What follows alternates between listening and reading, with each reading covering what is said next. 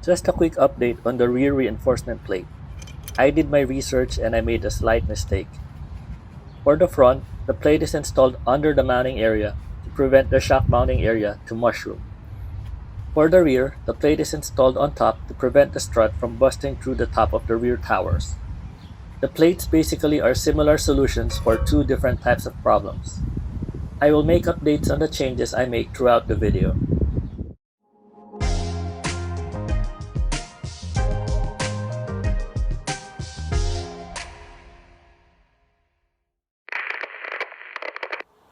Hello and welcome to How to Helen, where you learn something different every day. In this episode, we will be replacing the rear shocks for this 2005 BMW Z4. In addition, we will be installing these reinforcement plates to counter that issue with this vehicle has, which is a soft mounting area for the shocks. My preference is I'm going to put it underneath the mounting area.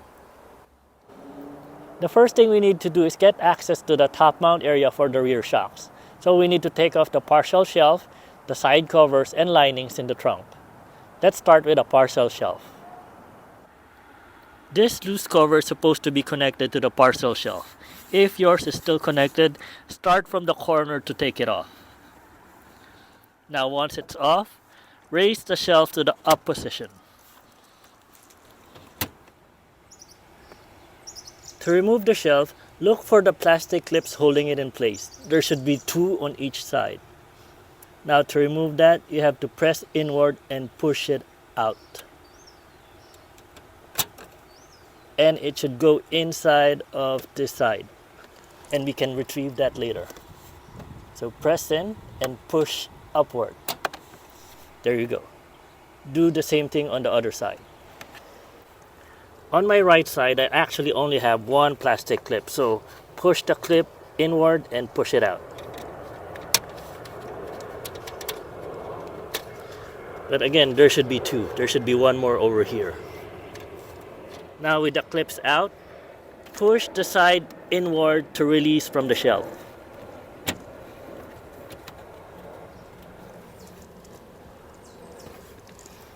Oops.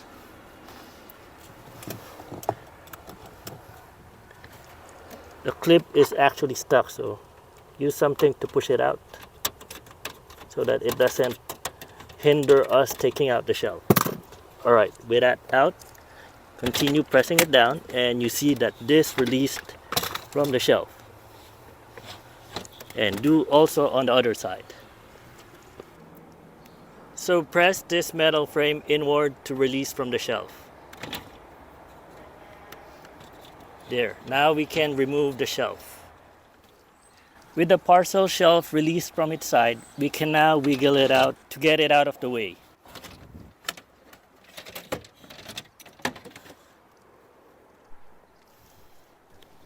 Don't forget to pick up the plastic clips that we recently popped out. 1 and 2. Next, on top of the side molding, there should be a plastic retainer clip with a center rivet here. But mine doesn't have the center rivet, so it's easier to pop off. But if there's the center rivet here, you gotta take out the center rivet first, then pop off this locking clip.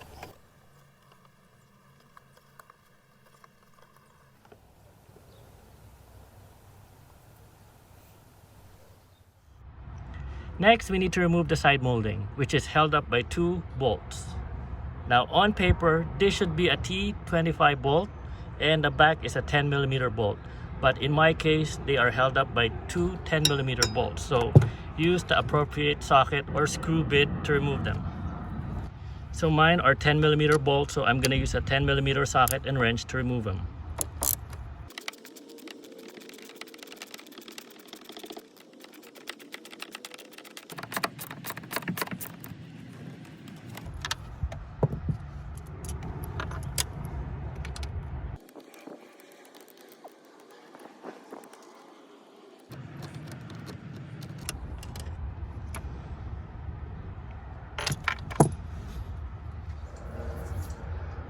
Now we can take off the side shelf.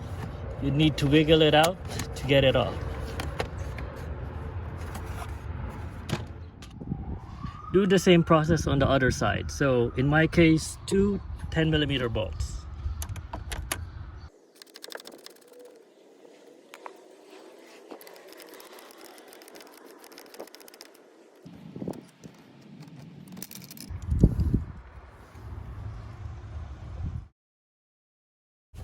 Don't forget the plastic rivet clip on top.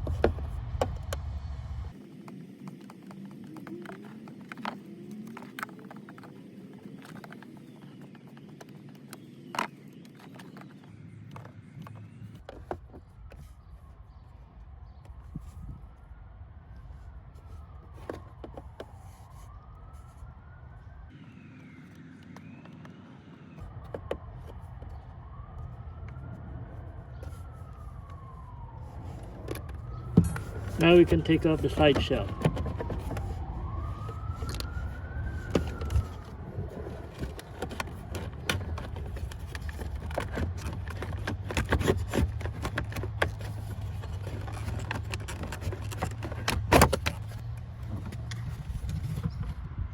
Now we need to access the top of the rear struts to remove it. Unfortunately, this foam has to be teared up to get the access to it, because it's either taking off all the interior of the rear trunk or cutting this so you can have access. And it makes more sense to just tear it off. I guess if you can, just tear as less as you can so you don't really ruin the foam. So these are the two bolts that we need to remove later. Then remove the camera so you can see it. There's one and one at the back.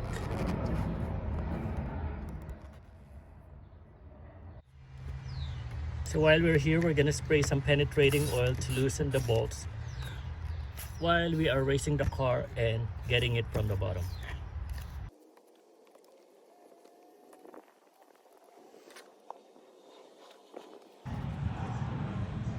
One hour later. So these two bolts are two 13mm bolts. So use a 13mm socket and wrench to just loosen them up for now.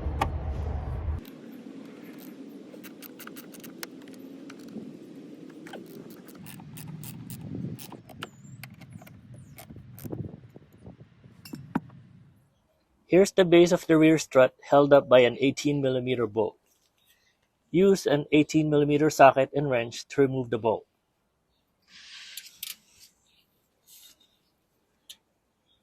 You might need a cheater bar to remove the bolt, as this would be very, very tight.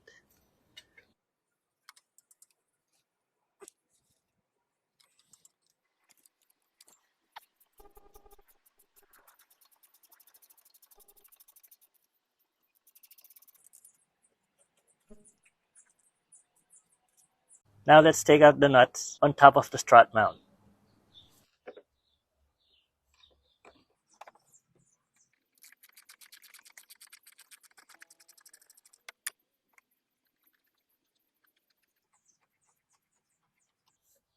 Here's the first nut.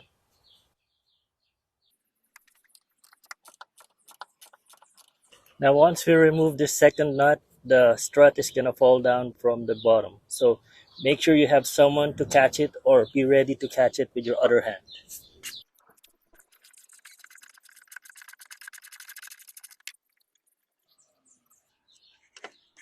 Alright, my other hand is in the bottom, so I'm going to let it drop now. And there you go. Here's a side-by-side comparison of the old rear shocks and the replacement shocks. And as you can see, this is really starting to rust out. What's worse, if you compress this, it barely even moves back anymore. It's not even moving. Oh well. That's why we have a replacement shocks. So let's put this in now. And don't forget, we're putting reinforcement plates to reinforce the weak mounting areas for the Z4. Just a shock update. I decided to buy new shocks. I saw on Rock Auto new rear shocks, FCS brand, on sale for $40 each. so I figured I would try them and make a review later. Who knows, they might be good. Here are the three shocks: the old one, the replacement shocks, and the new FCS $40 shock. With the replacement struts and reinforcement plate, slide it from the bottom.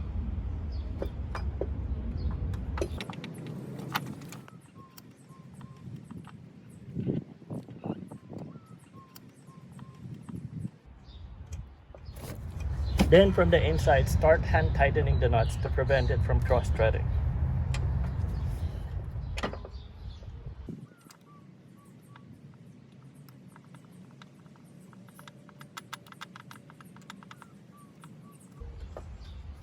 There you go.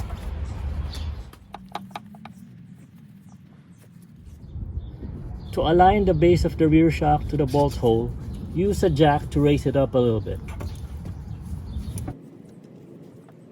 Slight correction. This side should be the other way around. This should be facing the mounting point. Just be careful that the shock doesn't slip from the jack. Once the holes are aligned, you can put back the 18mm bolt. Now it is recommended to put some thread locker to keep the bolt in place. If you can, start by hand tightening it to prevent it from cross-threading.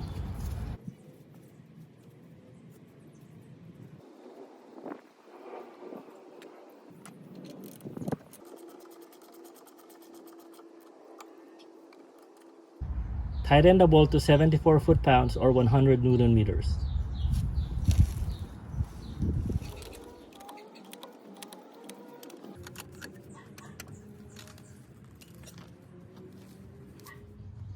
Some installation correction. In installing the bottom of the shock, the side of the shock with the square plate should be facing outward or the head of the bolt. The inner portion next to the mounting point is the side without the square mounting plate, so please be aware of that. Now for the top, tighten the nuts to 21 foot-pounds or 28 Newton meters.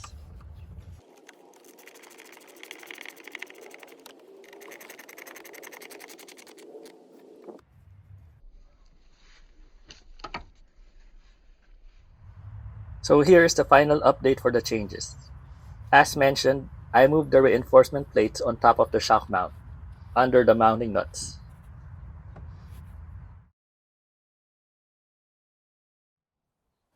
Don't forget to do the other side as well, and once you're done, install the trunk's interior in the reverse order that we removed them. And that is how to replace the rear shocks and install reinforcement plates on this 2005 BMW Z4. This has been another episode of How to Helen. My name's R. Jeff, and thank you for watching.